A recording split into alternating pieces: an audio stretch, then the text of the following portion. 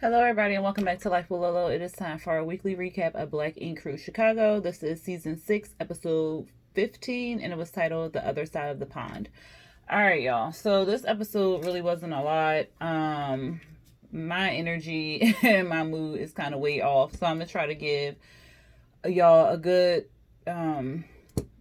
review. But if it's not my best, I do apologize in advance. But yeah, I'm just kind of going through some stuff right now, and yeah, it's got my mood all jacked up, but I owe y'all a review, so here it is.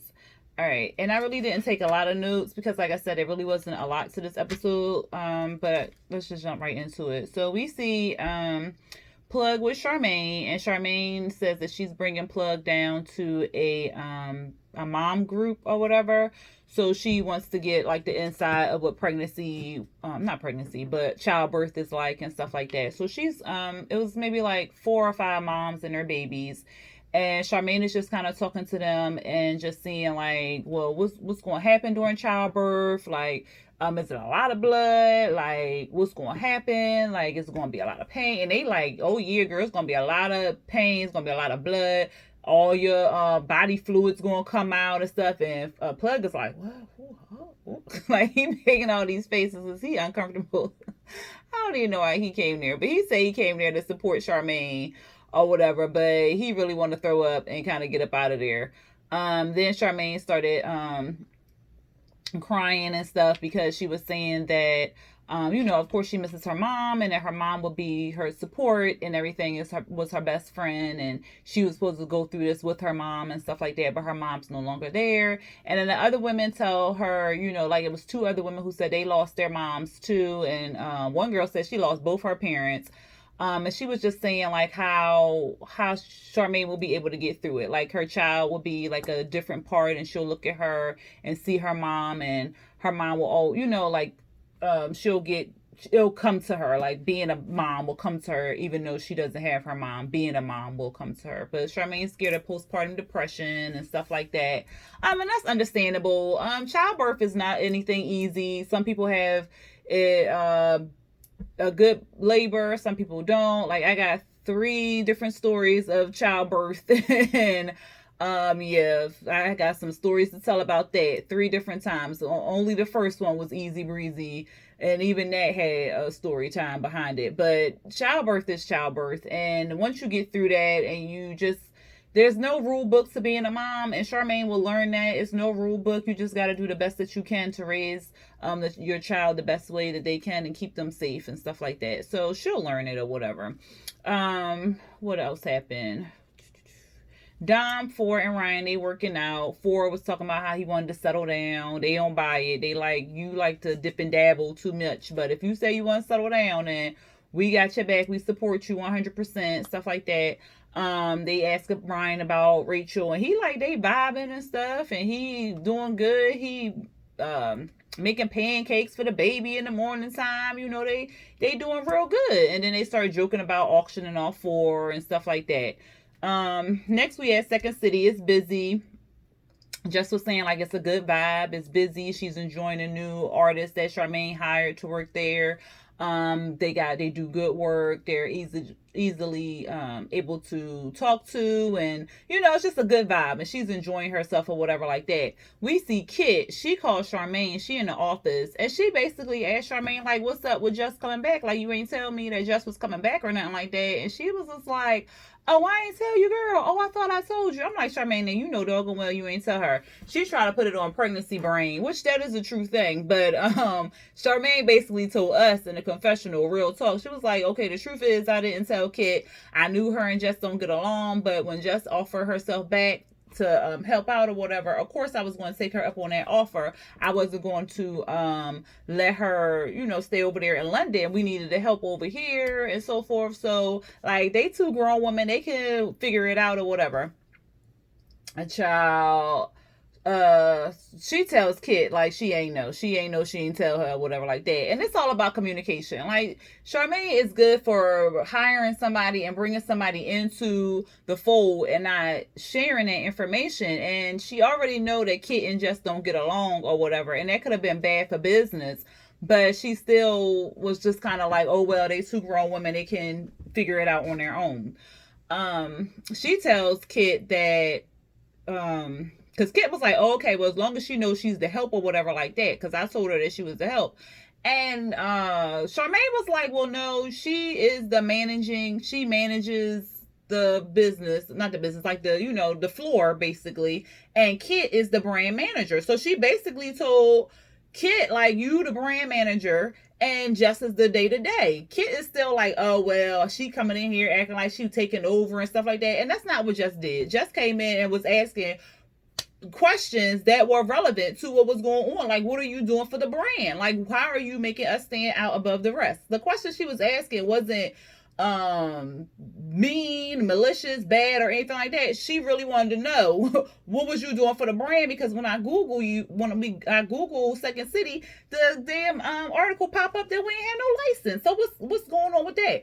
Like, Kit got in her feelings because she don't like Jess. Point blank, period. Like, because Jess ain't say nothing bad or wrong or anything like that. She just don't like Jess. So what happened? Oh, so then they get off the phone or whatever like that. Then we see like a newspaper thing, and it said like casinos started closing in Chicago March 16th. So like stuff is starting to close in that area or whatever. And we see Dom, he meditating because, the kid's about to come over. Ashley about to come over, and she get his blood pressure all high and stuff like that. For a child, while Dom was meditating, he gonna put the blender on. I said, that's some rude ass shit or whatever. But the kids, they all outside the door, daddy, daddy, or whatever. That was real cute. They come in, they hug them and stuff. The kids go off with Ford because Dom want to talk to Ashley. Ashley, like, with the pandemic coming, because she started complaining about how it's hard to be split between two households and how the clothes don't always come back and all this other shit. Just get two sets of fucking clothes. You can't have clothes at your house and he can't have clothes at his goddamn house. So when you pack the children up, all you packing is maybe a couple toys, their favorite toys or whatever, and then he got their like, you just can't do that and just hand them a bag of toiletries if you don't want to buy two different toothbrushes or something like that. I don't even understand it. Like, have shit at his house, have shit at your house, and you don't have to worry about shit coming back. Like, what the fuck is the problem, Ashley? She gets on my goddamn nerves. Like, she just want to complain about stupid shit, and then she want to talk about something. She want to take the kids down to goddamn Texas. It's in the middle of the fucking pandemic, and you want to travel with the fucking kids to goddamn Texas because you gonna have family members and shit up there. Like, this man live all the way in Chicago. How he gonna see his fucking kids? She gets on my goddamn nerves. So Dom was pretty much, at first he was like, what, Texas? You ain't taking my kids nowhere. Like, what? His blood pressure got all boiled up, and then she was just like, oh, well, I ain't got time for it, because Ford was looking like, what the fuck is the problem? I thought it was namaste or whatever. And then she like, well, you know how your brother is. And then she walk on out of there. I'm like, girl, bye. Oh, she gets on my nerves. Like, I understand she mad about this man cheating, all that other stuff, but you took this man back. You said you forgave this goddamn man. So how the fuck you gonna keep bringing up this cheating and shit like that? He cheated on your fucking wedding night or whatever. The night before y'all got married, he fucking cheated, but you still walked down the goddamn aisle with this man. So because you thought that putting a ring on his finger was gonna change him and all this other shit, and as you saw, it didn't. But you stood by him and you kept him or whatever, and you married him. So now when the shit hit the fan, and then you fed up and stuff like that, and you can't get over the cheating and all this other shit, now you want to walk, which is fine. Nobody told you to stay or whatever like that. But again, nobody told you to stay with his cheating ass. He showed you who he was before you fucking married him. But so you thought that you was going to change him or whatever like that. Don wasn't going to be faithful to you, point blank, period. But you thought because you married him and thought he was going to put a ring on his finger, he was going to change or whatever. Now he did change, and he's faithful, and he all committed to you and all this other shit, and then you want to complain about him cheating. Ashley, get the fuck out of my face with this bullshit. She irritates me. Moving on. Shar doing the vlog, and again she's scared. She said she had a dream that she had what's the baby name, Nola, and she shoved the baby back up her poom. I said, girl, that's not how that works, but okay. And then she was just talking about how she gassy and stuff like that.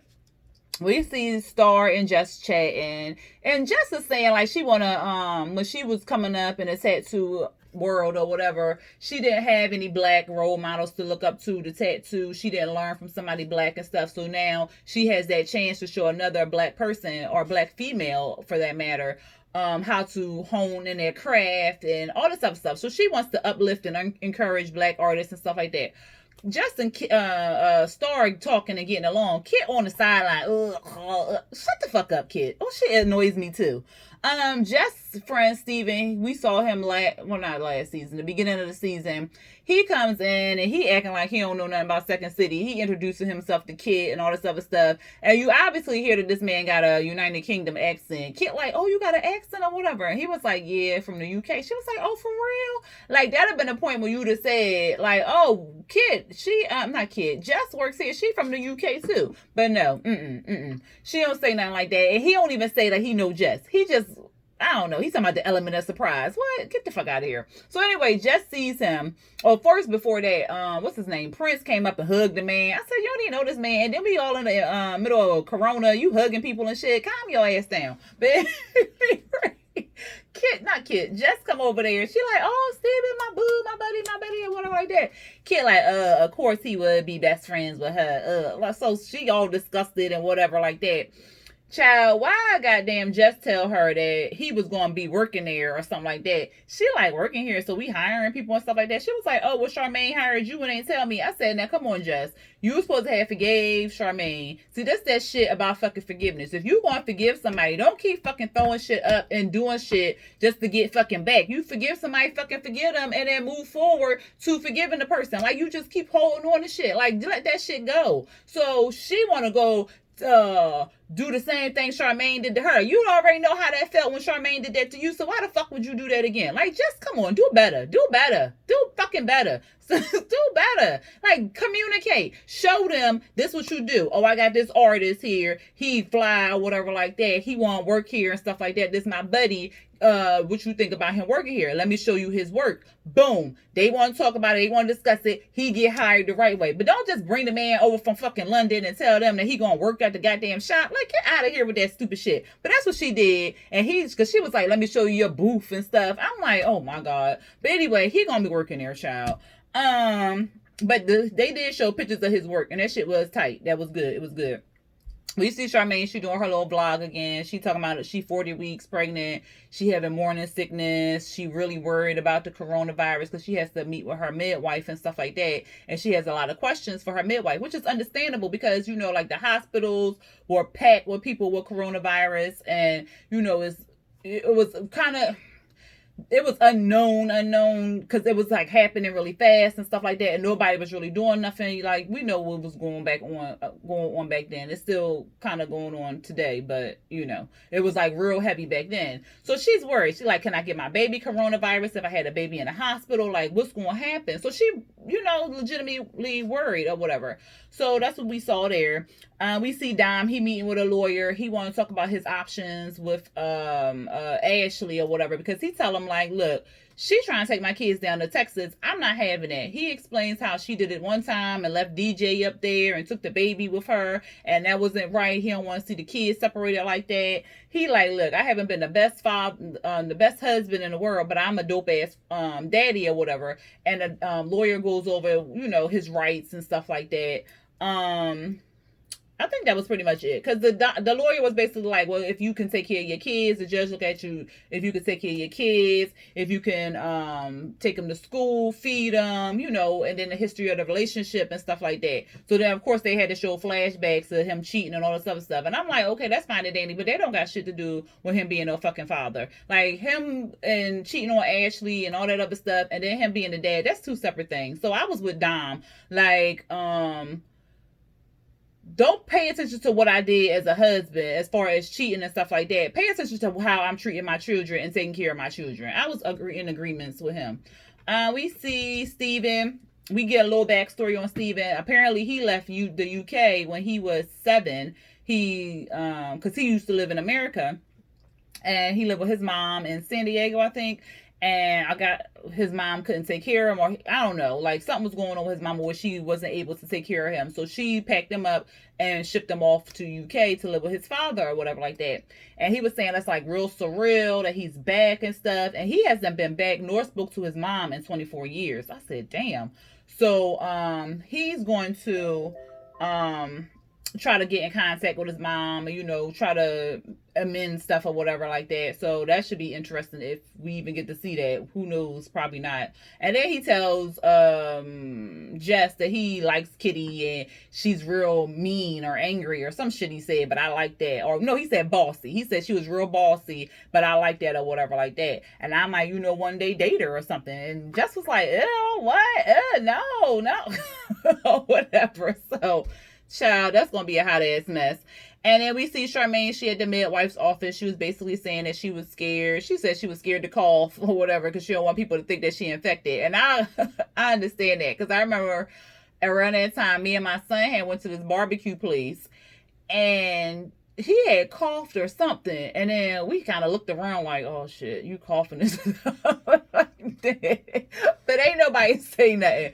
But I understand where she was coming from with that. But she said she 40 weeks and the midwife is going to check her to see if she's dilated or whatever.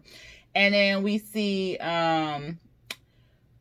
what is that girl name? Rachel. We see Rachel and Ryan. And Ryan, I think he was talking to Dom or Four, and he was basically saying like and Rachel was talking to like one of her friends, and he was saying like their relationship is not where it's supposed to be at right now. And Rachel was saying like sometimes they cool and then sometimes they don't even talk at all. And so the guy was like, was it the whole Kit thing? And she was like, no, it's other women and stuff. And she was saying like it's the whole social media thing. Like, you know, people be commenting inappropriate stuff underneath his pictures and stuff, and he might be entertaining that shit. So it's stuff like that. So she was saying like it's the whole thing. Like this is the here, this is the real, this is right here and now. Like y'all commenting under stuff like that. But this is like real life and stuff. So she was saying like she can't deal with it like that or whatever. And he was saying like if we gonna be grown and forgive each other, or we just what do you say? If we gonna be grown and forgive each other and move forward, or are we just not gonna forgive each other and go our separate ways or some shit? He said it like that or whatever. So what else? Oh, and so the guy had asked Rachel, he was like, so, you know, was y'all still together? Like, what's going on and stuff? And she was like, at this point, it's kind of done and over with. Like, ain't nothing there or whatever. And she was saying like she know people want them to be together or whatever because they've been together since high school and have like this little romance, this love thing or whatever like that. But she like it's just not gonna work. It's just not gonna work because some stuff she's not just gonna put up with or whatever like that. And that's understandable. Like if she has met her match or has come to that moment where it's kind of like, yeah, it ain't changing. There ain't nothing new. I don't see no improvement. He's still entertaining these females. He's still doing X, Y, and Z. And it's not getting no better.